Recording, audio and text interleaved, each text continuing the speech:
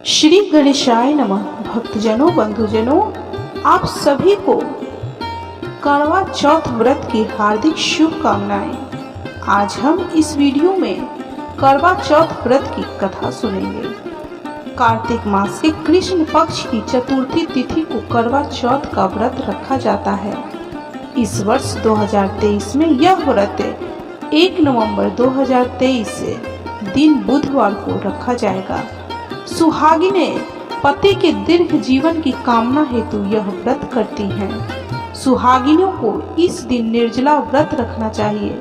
रात्रि को चंद्रमा निकलने पर उसे अर्घ्य पूजा देकर पति से आशीर्वाद लेकर भोजन ग्रहण करना चाहिए। करवा चौथ की पूजा विधि इस प्रकार है। करवा चौथ के दिन व्रत रखें और एक पट्टे पर जल से भरा लोटा रखें। मिट्टी के एक करवे में गेहूं और ढक्कन में चीनी व सामर्थ्य अनुसार पैसे रखें। रोली, चावल, गुड़ आदि से भगवान गणपति की पूजा करें। रोली से करवे पर स्वास्तिक बनाएं और 13 बिंदियां रखें। स्वयं भी बिंदी लगाएं और गेहूं के 13 दाने दाएं हाथ में लेकर कथा सुने।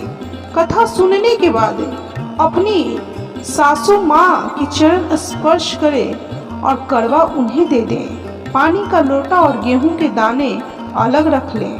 रात्रि में चंद्र उदय होने पर पानी में गेहूं के दाने डालकर उसे अर्घ्य दें, फिर भोजन करें। उसके बाद आप करवा चौथ व्रत की कथा अवश्य सुने। तो भक्तजनों, चलिए अब हम करवा चौथ व्रत की कथा सुनते हैं। एक साहूकार की एक पुत्री और 7 पुत्र थे। करवा चौथ के दिन साहूकार की पत्नी, बेटी और बहुओं ने व्रत रखा। रात्रि को साहूकार के पुत्र भोजन करने लगे तो उन्होंने अपनी बहन से भोजन करने के लिए कहा।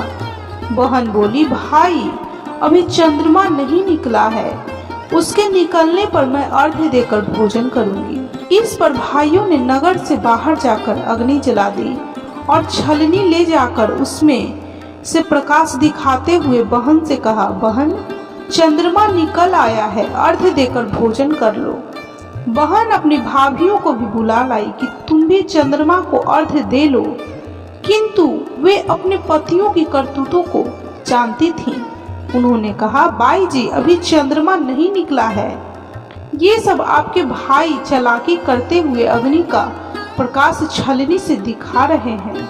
किंतु बहन ने भाभियों की बातों पर ध्यान नहीं दिया और भाइयों द्वारा दिखाए गए प्रकाश की ओर ही अर्घ्य देकर भोजन कर लिया।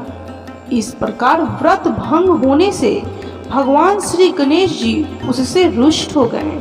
उसके बाद उसका पति बहुत ज्यादा सख्त बीमार हो गया और जो कुछ घर में था उसकी बीमारी में लग गया। साहूकार की पुत्री को जब अपने दोष का पता लगा तो वह पश्चाताप से भर उठी। भगवान श्री गणेश जी से क्षमा प्रार्थना करने के बाद उसने पुनः विधि विधान से चतुर्थी का व्रत करना आरंभ कर दिया। करवा चौथ का व्रत फिर नियमानुसार वो करने लगी।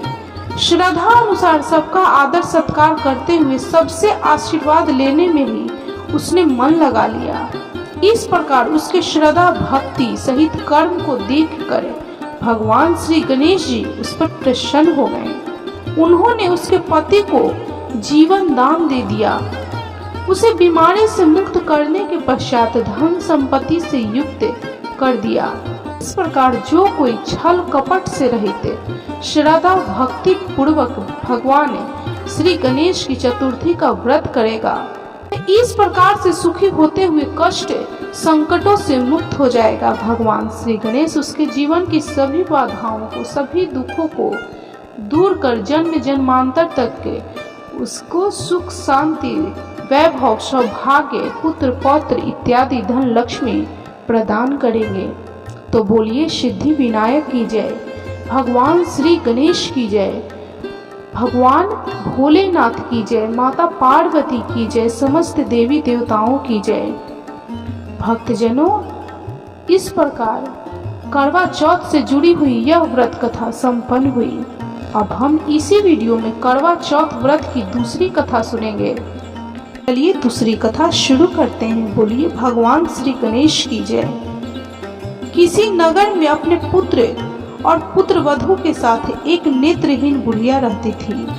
वह श्रद्धा पूर्वक विधि विधान से नित्य ही भगवान श्री गणेश जी की पूजा अर्चना करती थी। एक दिन प्रसन्न हो भगवान श्री गणेश जी प्रकट हुए और बोले, हे बुढ़िया माई, तू जो चाहे सो मांग ले। बुढ़िया बोली, कैसे और क्या मांगो, मुझे तो मांगना आता ही नहीं है। तब भगवान श्री गणेश जी बोले, अपने बहू बेटे से पूछकर मांग लेना, मैं कल फिर आऊंगा। बुढ़िया माई ने अपने बेटे से पूछा तो बेटा बोला कि धन मांग लो, बहू बोली कि पोता मांग लो। तब बुढ़िया ने सोचा कि ये दोनों तो अपने अपने मतलब की बात कह रहे हैं। अतः बुढ़िया ने पड़ोसियों से पूछा। पड़ोसियों ने कहा कि हे बुढ़िया माई, तू तो थोड़े ही दिन जिएगी, तो क्यों तू धन मांगे और क्यों तू पोता मांगे। तू तो आंखें मांग ले, जिससे तेरा बाकी का जीवन आराम से कट जाएगा। लेकिन उस बुढ़िया ने पड़ोसन की बात नहीं मानी। उसने सोचा कि जिसमें बहू बेटा राजी हो वह मांग लूं और अपने मतलब की चीज भी मांग लूं। अगले दिन भगवान श्री गणेश जी आए और बोले, बुढ़िया माई, जो चाहे सो मांग ले। बुढ़िया माई बोली, यदि आप मुझ पे प्रसन्न हैं तो मुझे 9 करोड़ की माया दे, निरोगी काया दे, आंखों की रोशनी दे, पोता दे, सब परिवार को सुख दे और अंत में मोक्ष दे। भगवान श्री गणेश बोले, बुढ़िया माँ, तूने तो हमें ठग लिया, किंतु तेरा वर तुझे अवश्य मिलेगा। तथास्तु। इतना कहकर भगवान श्री गणेश जी अंतर ध्यान हो गए। बुढ़िया माँ को वर के अनुसार सब कुछ मिल गया। हे सिद्धि विनायक गणेश जी, जैसे आपने उस बुढ़िया माई को सब कुछ दिया, वैसे हमें भी देना। वैसे इस कथा के श्रवण करने वाले सभी भक्तों को देना। तो बोलो गणपति बप्पा की जय, भगवान श्री गणेश की जय, सिद्धि विनायक की जय, मंगल मूर्ति की जय, भगवान भोलेनाथ शंकर की जय, माता पार्वती की जय, समस्त देवी देवताओं की जय।